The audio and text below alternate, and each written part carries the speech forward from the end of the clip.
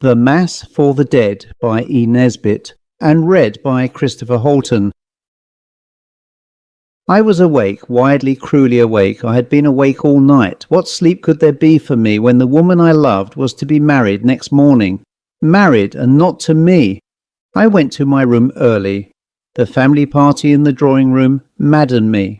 Grouped about the round table with the stamped plush cover, each was busy with work or book or newspaper, but not too busy to stab my heart through and through with their talk of the wedding. Her people were near neighbours of mine, so why should her marriage not be canvassed in my home circle?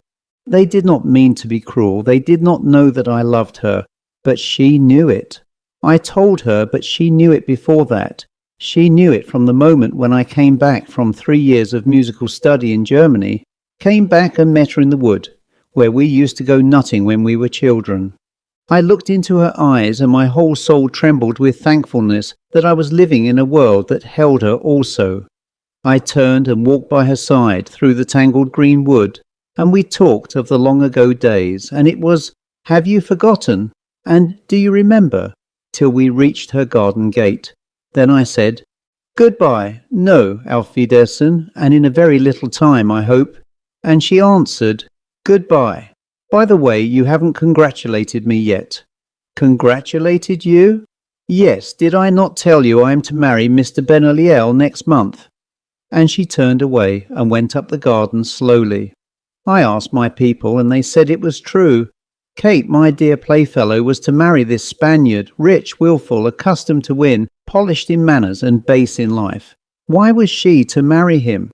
"No one knows," said my father, "but a father is talked about in the city, and Benoliel, the Spaniard, is rich. Perhaps that's it." That was it.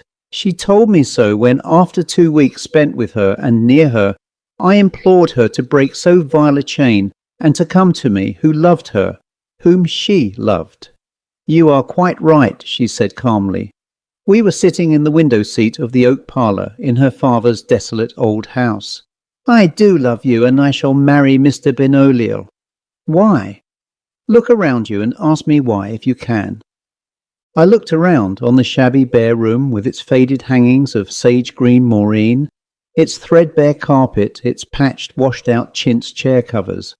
I looked out through the square latticed window at the ragged, unkempt lawn, at her own gown, of poor material, though she wore it as queens might desire to wear ermine, and I understood.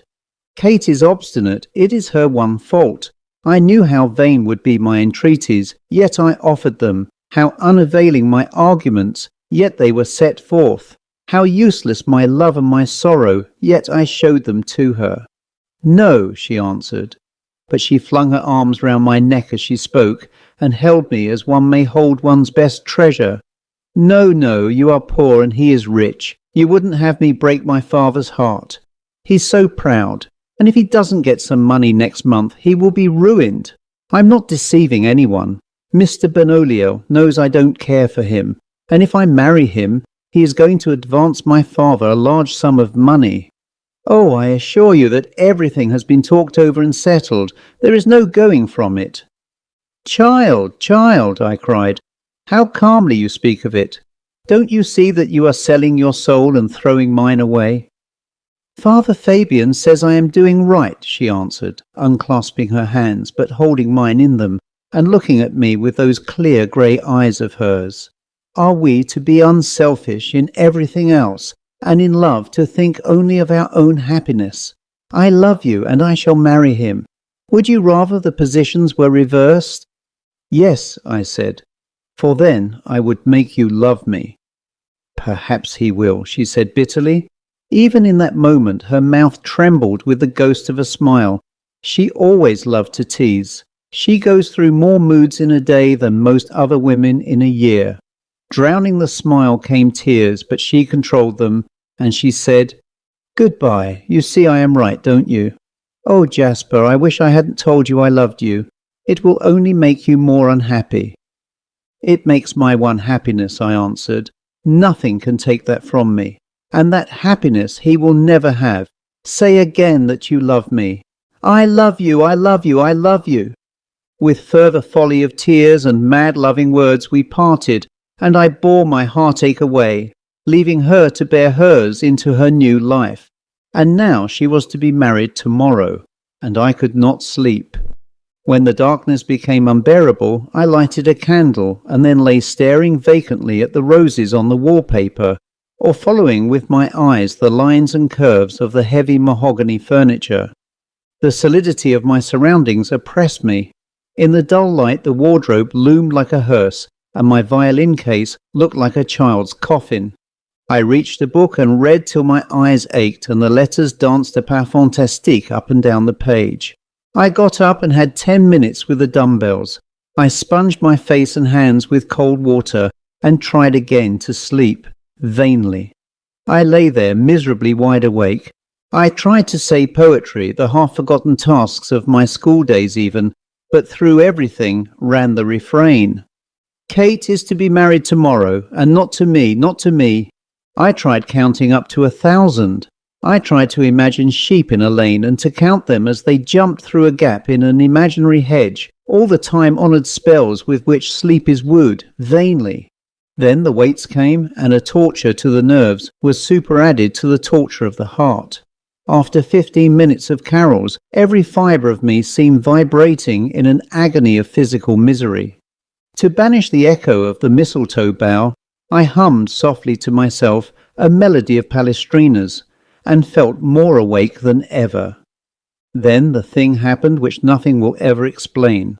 As I lay there, I heard, breaking through and gradually overpowering the air I was suggesting, a harmony which I had never heard before, beautiful beyond description, and as distinct and definite as any song man's ears have ever listened to.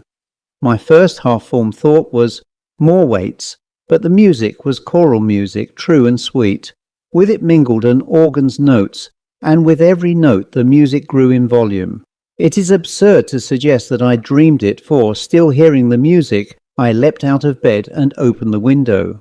The music grew fainter. There was no one to be seen in the snowy garden below. Shivering, I shut the window.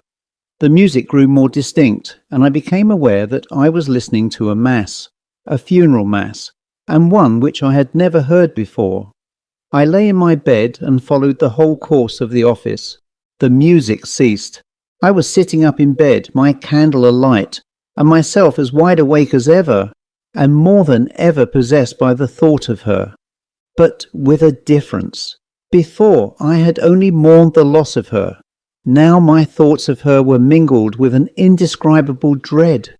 The sense of death and decay that had come to me with that strange, beautiful music coloured all my thoughts. I was filled with fancies of hushed houses, black garments, rooms where white flowers and white linen lay in a deathly stillness. I heard echoes of tears and of dim-voiced bells tolling monotonously. I shivered as it were on the brink of irreparable woe, and in its contemplation I watched the dull dawn slowly overcome the pale flame of my candle, now burnt down into its socket. I felt that I must see Kate once again before she gave herself away. Before 10 o'clock I was in the oak parlour. She came to me. As she entered the room, her pallor, her swollen eyelids and the misery in her eyes wrung my heart as even that night of agony had not done. I literally could not speak. I held out my hands. Would she reproach me for coming to her again, for forcing upon her a second time the anguish of parting? She did not. She laid her hands in mine and said, "I am thankful you have come. Do you know, I think I am going mad. Don't let me go mad, Jasper." The look in her eyes underlined her words. I stammered something and kissed her hands. I was with her again, and joy fought again with grief. I must tell someone. If I am mad, don't lock me up. Take care of me, won't you? Would I not? Understand, she went on, it was not a dream. I was wide awake thinking of you. The weights had not long gone, and I was looking at your likeness. I was not asleep. I shivered as I held her fast. As heaven sees us, I did not dream it. I heard a mass sung, and Jasper, it was a mass for the dead. I followed the office. You are not a Catholic, but I feared. Oh, I don't know what I thought. I am thankful there is nothing wrong with you. I felt a sudden certainty, and complete sense of power possessed me. Now in this, her moment of weakness, while she was so completely under the influence of a strong emotion, I could and would save her from Benoliel, and myself from lifelong pain. Kate, I said, I believe it is a warning. You shall not marry this man. You shall marry me and none other. She leaned her head against my shoulder. She seemed to have forgotten her father and all the reasons for her marriage with Benoliel. You don't think I'm mad? No, then take care of me, take me away, I feel safe with you. Thus all obstacles vanished in less time than the length of a lover's kiss. I dared not stop to consider the coincidence of supernatural warning, nor what it might mean. Face to face with crowned hope, I am proud to remember that common sense held her own. The room in which we were had a French window. I fetched her garden hat and a shawl from the hall, and we went out through the still, white garden. We did not meet a soul. When we reached my father's garden, I took her in by the back way to the summer house, and left her, though I was half afraid to leave her, while I went into the house. I snatched my violin and cheque-book, took all my spare money, scrawled a line to my father and rejoined her. Still no one had seen us. We walked to a station 5 miles away, and by the time Benoliel would reach the church, I was leaving Doctors' Commons with a special licence in my pocket. 2 hours later, Kate was my wife, and we were quietly and prosaically eating our wedding breakfast in the dining room of the Grand Hotel. And where shall we go? I said. I don't know, she answered, smiling. You have not much money, have you? Oh dear me, yes, I'm not rich, but I'm not absolutely a church mouse. Could we go to Devonshire? She asked, twisting her new ring round and round. Devonshire? Why, that is where... Yes, I know. Benoliel arranged to go there. Jasper, I am afraid of Benoliel. Then why? Foolish person, she answered. Do you think that Benoliel will be likely to go to Devonshire now? We went to Devonshire. I had had a small legacy a few months earlier, and I did not permit money cares to trouble my new and beautiful happiness. My only fear was that she would be saddened by thoughts of her father. But I am thankful to remember that in those first days she too was happy. So happy that there seemed to be hardly room in her mind for any thought but of me. And every hour of every day I said to my soul, but for that portent, whatever it boded, she might have been not my wife, but his. The first 4 or 5 days of our marriage are flowers that memory keeps always fresh. Kate's face had recovered its wild rose bloom, and she laughed and sang and jested, and enjoyed all our little daily adventures with the fullest, freest-hearted gaiety. Then I committed the supreme imbecility of my life, one of those acts of folly on which one looks back all one's life with a half-stamp of the foot, and the unanswerable question, how on earth could I have been such a fool? We were sitting in a little sitting-room, hideous in intention, but redeemed by blazing fire, and the fact that two were there, sitting hand in hand, gazing into the fire and talking of their future and of their love. There was nothing to trouble us. No one had discovered our whereabouts, and my wife's fear of Benoliel's revenge seemed to have dissolved before the flame of our happiness. And as we sat there, peaceful and untroubled, the imp of the perverse jogged my elbow, as, alas, he does so often, and I was moved to tell my wife that I too had heard that unearthly midnight music, that her hearing of it was not, as she had grown to think, a mere nightmare, a strange dream, but something more strange, more significant. I told her how I had heard the Mass for the dead, and all the tale of that night. She listened silently, and I thought her strangely indifferent. When I had finished, she took her hand from mine and covered her face. I believe it was a warning to us to flee temptation. We ought never to have married.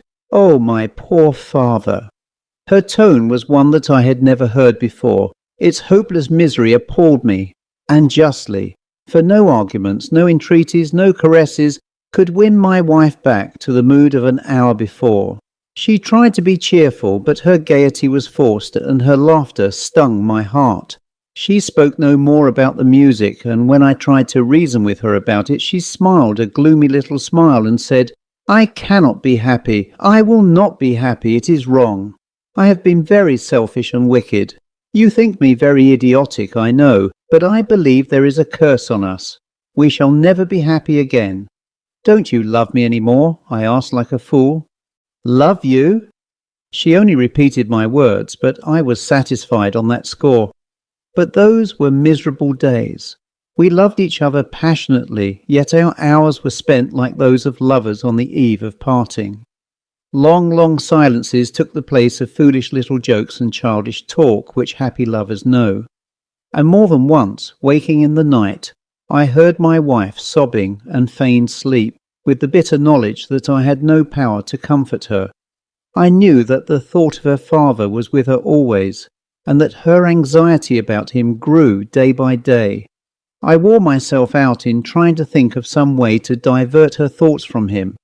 I could not, indeed, pay his debts, but I could have him to live with us, a much greater sacrifice, and having a good connection, both as a musician and composer, I did not doubt that I could support her and him in comfort. But Kate had made up her mind that the disgrace of bankruptcy would break her father's heart, and my Kate is not easy to convince or persuade.